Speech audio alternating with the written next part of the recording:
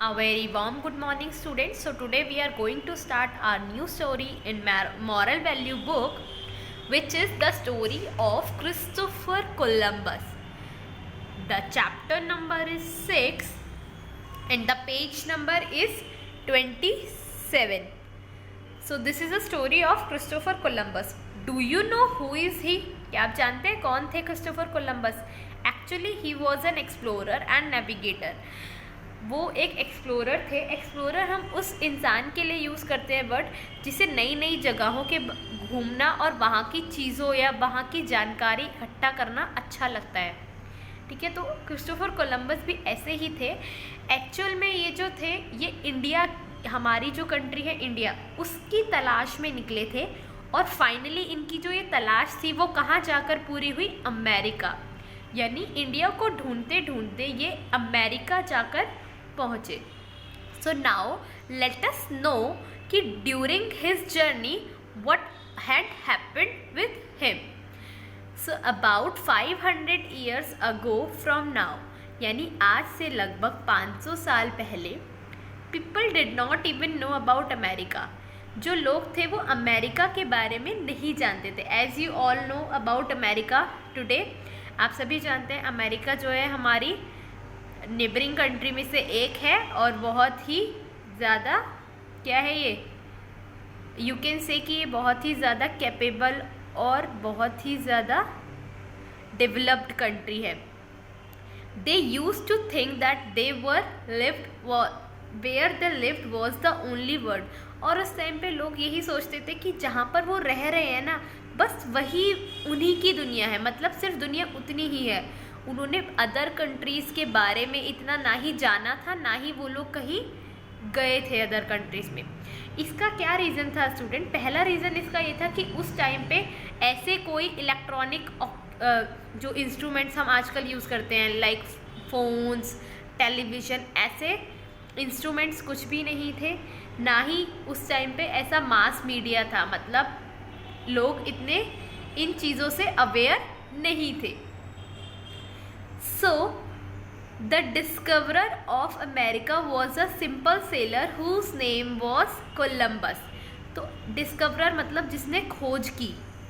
America की खोज करने वाला जो पहला व्यक्ति था वो था क्रिस्टोफर कोलंबस, जो कि एक सेलर था. सेलर मतलब नाविक, मतलब जो जहाज के शिप्स के थ्रू एक जगह से दूसरी जगह जल यात्रा करते हैं, उन्हें हम सेलर बोलते हैं. तो वो सेलर जो थे वो थे Columbus. Scientist call America the new world. और उस समय पे जो साइंटिस्ट थे उन्होंने अमेरिका का नाम रखा था द न्यू वर्ल्ड. न्यू मतलब नया, वर्ल्ड मतलब संसार, क्योंकि एक्चुअल में वो लोग जहाँ रहते थे वो उसी को अपनी दुनिया मानते थे और उन्हें लगता था कि बस दुनिया इतनी सी ही है, इससे आगे कुछ नहीं है. तो जैसे उन्होंने एक नई कंट्री ढूंढी, दैट इज़ अमेरिका, तो उसीलिए उसने उनका उस कंट्री का नाम रखा द न्यू वर्ल्ड, एक नया संसार, एक नई दुनिया. The Columbus full name was Christopher Columbus. Columbus का पूरा नाम था Christopher Columbus. He was a sailor, वो एक सेलर थे यानी नाविक थे. He was a citizen of Italy's famous city Genoa. और वो इटली जो हमारी दूसरी कंट्री है वहाँ के नागरिक थे. जेनोवा सिटी में वो वहाँ पे रहते थे. His father was a domestic weaver. और उनके जो पिताजी थे वो डोमेस्टिक वीवर थे. वीवर मतलब होता है बुनाई करने वाला, जिसे हम हिंदी में जुलाहा भी कहते हैं, जो कपड़ों की बुनाई करते हैं. ही यूज टू वीव वुलन्स. और उनके जो पिताजी थे वो क्या करते थे? वुलन्स यानी गर्म कपड़े बुनने का काम करते थे घर पे ही. He wanted his son Columbus to also indulge in to the weaving business. Obviously जो हम लोग देखते हैं जनरली क्या होता है, पेरेंट्स जिस वर्क में होते हैं, लाइक अगर कोई गोल्ड स्मिथ है तो वो भी यही चाहते हैं कि उनका बेटा भी गोल्ड स्मिथ ही बने. अगर कोई टेलर है तो क्या होता है, जनरली वो यही अपने मन में सोच के रखते हैं कि उनका बेटा भी टेलर ही बनेगा. तो ऐसी ही कोलंबस के फादर की भी इच्छा थी कि उनका बेटा भी इसी बिजनेस में इंडल्ज हो, मतलब यही काम को आगे करे वो. But Columbus was not interested in this occupation. लेकिन कोलंबस जो थे ना, उन्हें ये काम बिल्कुल भी पसंद नहीं था, ना ही वो इसमें इंडल्ज होना चाहते थे. He used to enjoy the stories of great sailors. जब वो छोटे थे ना, वो तभी से ही ग्रेट सेलर्स यानी महान जो जल यात्री थे, जिन्होंने जल यात्राएं की थी, उनकी स्टोरीज पढ़ते थे और सुनते थे। उन्हें इनकी स्टोरीज जानने में बड़ा ही मज़ा आता था। Finally he also decided to become a seller.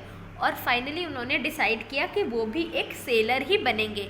Seller मैंने अभी आपको बताया, जो जहाज़ के थ्रू एक जगह से दूसरी जगह ट्रैवल करते हैं, यानी जल यात्रा करते हैं। जल यात्री भी कह सकते हैं हम इन्हें, नाविक भी कह सकते हैं। He had heard a lot about India's pride. तो जब उन्होंने स्टोरी सुनी थी ना बचपन में अपनी, उन्हीं में से उन्होंने इंडिया की प्राइड यानी हमारी कंट्री इंडिया के बारे में, यहाँ के वर्चस्व के बारे में बहुत ज़्यादा सुना था। दैट्स वाई वो इंडिया आना चाहते थे और देखना चाहते थे कि आखिर इंडिया में ऐसा क्या है जिसकी लोग इतनी तारीफ़ करते हैं। As you all know, India was called a golden bird that time. उस समय पर इंडिया को एक गोल्डन बर्ड कहा जाता। गोल्डन मतलब सोने की चिड़िया कहा जाता था। और स्टूडेंट, सोने की चिड़िया हमारी कंट्री को ऐसे ही नहीं कहा जाता था।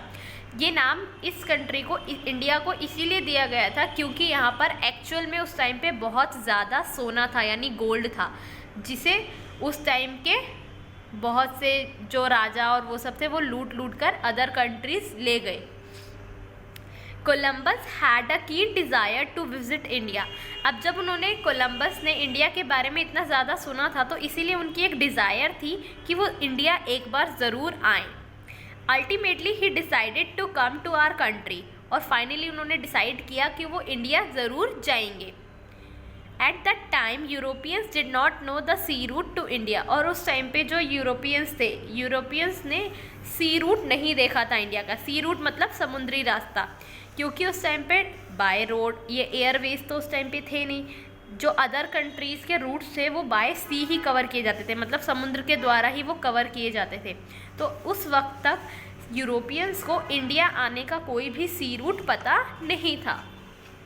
Then what happened student, therefore it was very difficult to reach India by ship.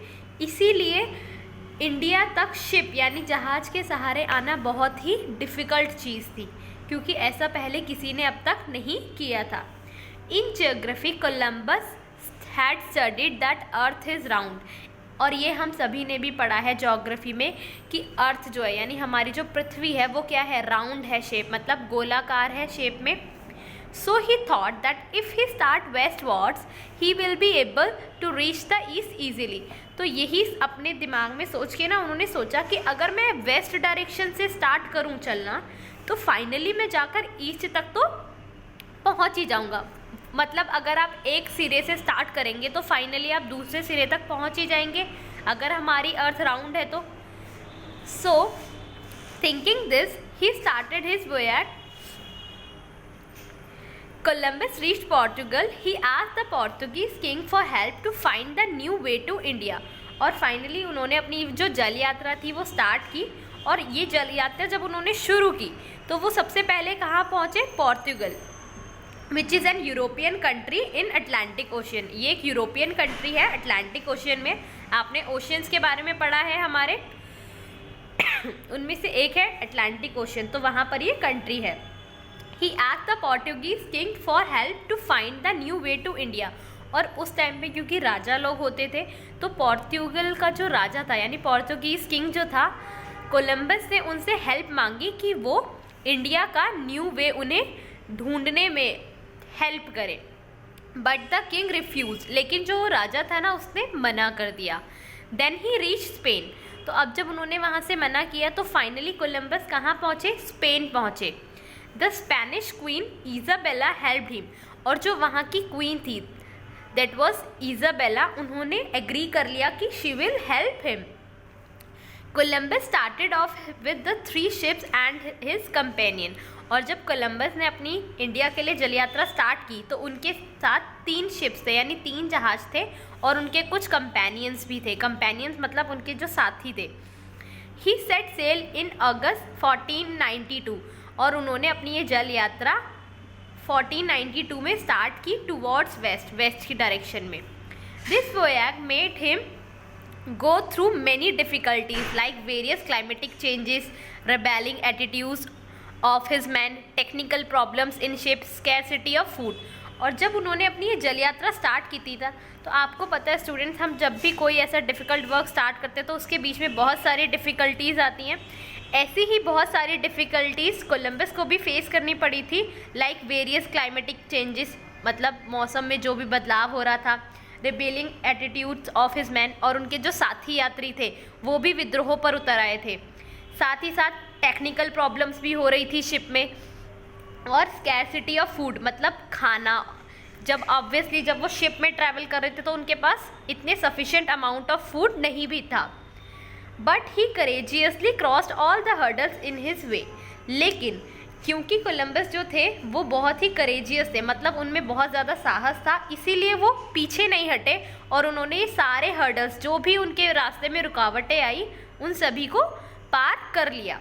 He successfully continued the journey for many days, और उन्होंने अपनी ये जर्नी जो थी वो काफ़ी दिनों तक ऐसे ही कंटिन्यू रखी। 2 months passed, but Columbus, along with his men, was starved to get the glance of land. अब 2 महीने बीत चुके थे उन्हें ये जल यात्रा करते करते, लेकिन उन्हें वो लैंड जो था वो मिल ही नहीं रहा था। मतलब वो इंडिया तक, या इंडिया छोड़ो किसी और लैंड तक भी पहुंच ही नहीं पा रहे थे। वो सिर्फ वाटर में ही, यानी समुद्र में ही सेल करते जा रहे थे, और साथ ही साथ उन्हें अलग प्रॉब्लम्स भी झेलनी पड़ रही थी। मतलब वो भूखे भी थे और बहुत ज़्यादा इरिटेट भी हो चुके थे अपने इस यात्रा से। Rays of hope started fading, और अब क्या हो रहा था, धीरे धीरे उनका जो आत्मविश्वास था, वो मतलब जो उनके अंदर एक जिज्ञासा थी ना पहुंचने की, वो धीरे धीरे कम होती जा रही थी। मतलब उनकी होप भी कम हो रही थी, वो निराश होते जा रहे थे। After some days fortune smiled at them, लेकिन कुछ दिनों बाद क्या हुआ, एक बहुत ही अच्छी बात हुई। वो क्या थी students? He saw a mark of land and a luminance of light. Suddenly उन्हें एक ल्यूमिनेंस ऑफ लाइट दिखा, और उन्होंने उसको फॉलो करते हुए वो एक लैंड पर पहुँचे, मतलब एक जगह पहुँचे फाइनली। और वो जगह कौन सी थी? They turn their ship toward that twinkling light, finally they anchored their ships near the bed of sea. और जब वो वहाँ पहुँचे, मतलब जब समुद्र के किनारे जाकर उन्होंने अपना शिप रोका, तो उन्होंने देखा कि वो कौन सी कंट्री पहुँचे थे। The inhabitants of that land were red complexion, मतलब जो उस जगह पर रहने वाले लोग थे ना, वो उनका कॉम्प्लेक्शन, यानी उनके जो स्किन का कलर था वो रेड था, थोड़ा यू कैन से थोड़ा डार्क कॉम्प्लेक्शन था। ही thought that they might be Indians, क्योंकि उन्हें पता तो था नहीं इंडियंस कैसे होते हैं। तो उन्होंने जब उन लोगों को देखा तो कोलंबस ने यही सोचा कि क्या पता ये लोग इंडियंस ही हैं।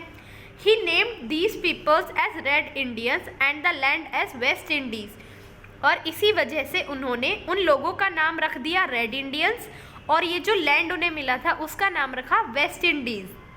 अब students, actually he explored the eastern part of mid America.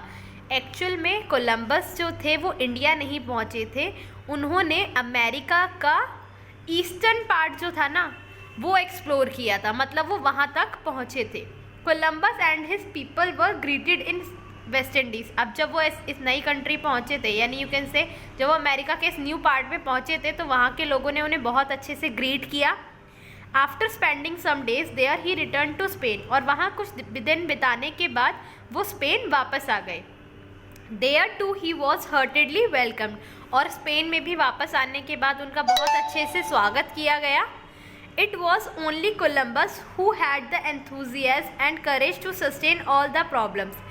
उन सभी में से सिर्फ कोलंबस ही ऐसे थे जिनके अंदर एंथुजियाज्म, मतलब उत्साह था, एंड करेज थी सारी प्रॉब्लम्स को पार करने की। मतलब उनकी इस यात्रा के दौरान जो भी उन्होंने मुश्किलें झेली थी, उन सब को झेलते हुए, उन सब को पार करते हुए फाइनली वो अपनी डेस्टिनेशन तक पहुंच गए थे। He was determined for what he wanted to do. और ऐसा वो क्यों कर पाए थे? क्योंकि वो अपने जो भी उन्होंने मन में ठाना था उसके पक्के थे। This is the only reason he was not discouraged by terrible sea waves and storms. यही एक कारण था कि उनको ना ही वो समुद्र की तेज़ लहरें रोक पाई, और ना ही समुद्र में आने वाला कोई तूफ़ान उनको अपनी इस डेस्टिनेशन तक, या यू कैन से उनको अपना ये मुकाम हासिल करने से नहीं रोक पाया। So students, from this story you have learn that self determination leads to success. Self determination अगर आपके अंदर है ना, तो आपको सक्सेस ऑटोमेटिकली ही मिल जाएगी। इसीलिए बहुत ज़रूरी है कि आप अपने अंदर आत्मविश्वास रखें, और अगर आप मन में कोई चीज़ ठान लेते हैं ना, तो उसको पूरा करने के लिए आप बस वो वर्क करते जाइए। मतलब you have to do just hard work to achieve your goals.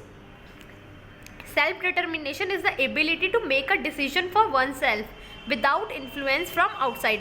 और जब आप अपने मन में सेल्फ डिटर्मिनेशन कर लेंगे ना, तो बाहर आने वाले कोई भी हर्डल्स या कोई भी आउटसाइड इन्फ्लुएंस आपको परेशान नहीं कर सकती या आपको आपके गोल से हटा नहीं सकती। A self determined person never loses his heart and goes on with the same courage and enthusiasm. और एक सेल्फ डिटरमाइंड पर्सन जो होता है ना, वो कभी भी अपनी होप नहीं छोड़ता, और जिस तरह से, जिस उत्साह के साथ वो शुरुआत करता है ना, उसी उत्साह के साथ वो अपने उस कार्य को पूरा भी कर लेता है। So student, this is the back exercise of this chapter. I will send this on your WhatsApp group.